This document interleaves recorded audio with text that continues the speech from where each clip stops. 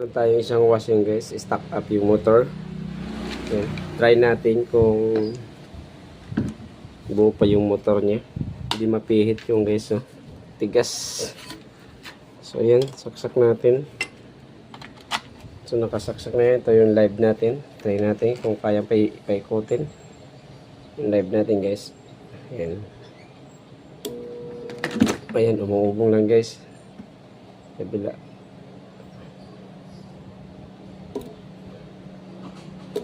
Ayan. Hindi niya kaya paikutin guys. Sobrang tigas.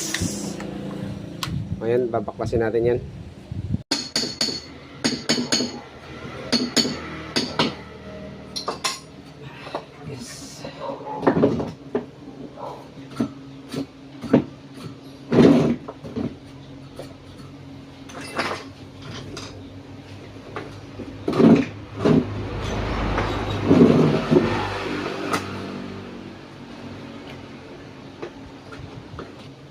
Ayan guys, sa kanyang kapasitor ay yan is 10 microfarad.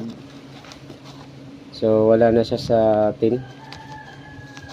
Kaya ang motor niya medyo hirap na siya paikutin. So ayan. Ayan guys. So nare-reading niya 8.6 na lang. Ayan. Hindi na siya accurate. Hindi na siya 10 microfarad. Ang lumabas na lang ay 8.6 microfarad. So, pan-dryer na lang siya. Ang kailangan niya kasi dun ay 12 microfarad. So, ito yung ilalagay natin. 10 microfarad. So, yan. Yan nakalagay 12 microfarad. Check natin yung bago. Kaya yung motor hindi na niya kayang paikutin dahil mababad na yung kanyang microfarad. So magpalit tayo ng kapasitor. Ayan.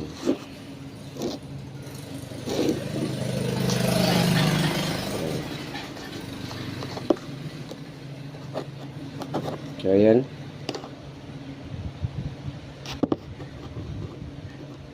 Ayan 12.18. So ayan.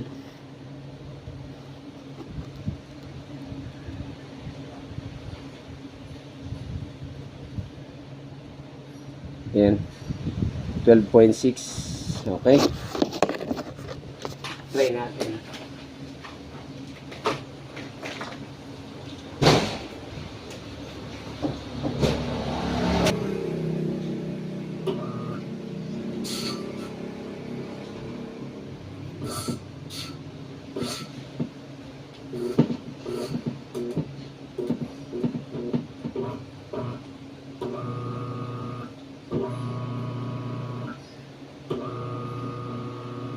Ayan guys. Ayan. Persado na yung kanyang motor. Hindi na kayang pigilan. Ayan. Ayan.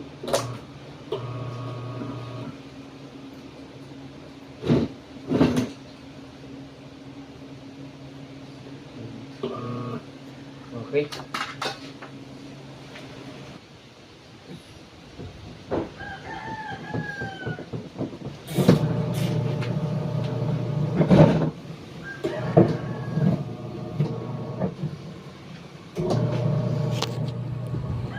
Okay guys, paano tayo mag-check yan? Napipigilan natin yung ikot niya. So, ibig sabihin, luwag na yung belt niya. Pag may karga yan na tubig, may hirapan na yung wash plate natin umikot dahil loose na yung ating belt. Yan, katulad yan. No?